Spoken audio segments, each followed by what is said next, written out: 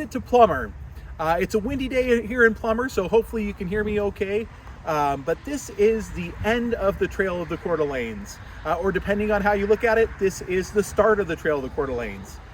It is the western most point of the trail. Just a few miles to the west of us is the Idaho-Washington border. So by starting the Trail of the Coeur d'Alenes in Mullen and ending in Plummer, you're going almost the entire Idaho Panhandle.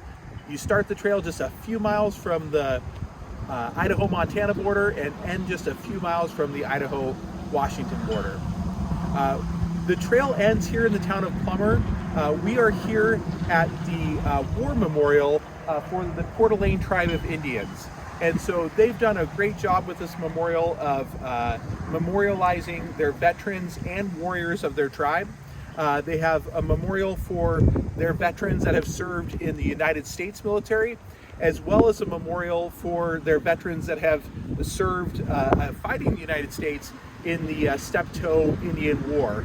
And so a really, really neat memorial here.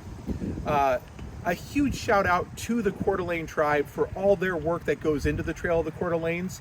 The Trail of the Coeur d'Alenes is a unique partnership between the Coeur d'Alene tribe and Idaho State Parks, and they do a fantastic job of maintaining this trail, of maintaining all the restrooms and the park benches and everything, and investing in the infrastructure, including this beautiful park right here.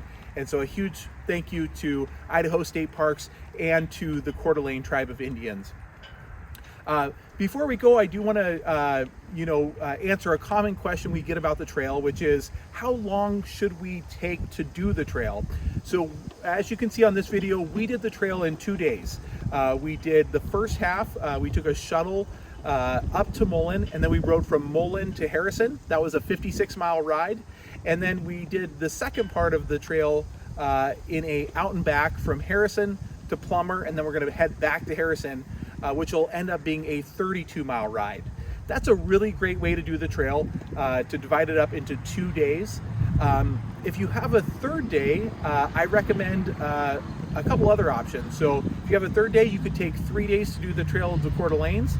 But I'd also highly recommend taking a day and doing the Route of the Hiawatha.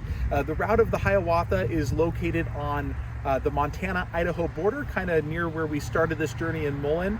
And so if you have a third day to spend, I'd recommend doing 2 on the Trail of the Coeur d'Alenes and 1 day doing the Route of the Hiawatha. If you have 4 days, you might want to consider doing 3 days on the Trail of the Coeur d'Alenes and 1 day on the Route of the Hiawatha. So if you're going to break up the Trail of the Coeur d'Alenes a little differently, you might do from Mullen to Cataldo or Mullen to Kellogg on day 1.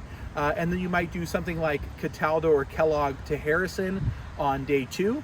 And then you might do this out and back from Harrison to Plummer back to Harrison on day 3.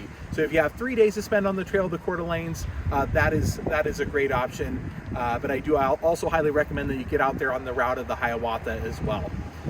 So this is the end of our journey. We've made it to Plummer. It's starting to rain here. Got to get back to Harrison. Thank you for watching, and we will see you out on the Trail of the Coeur d'Alenes.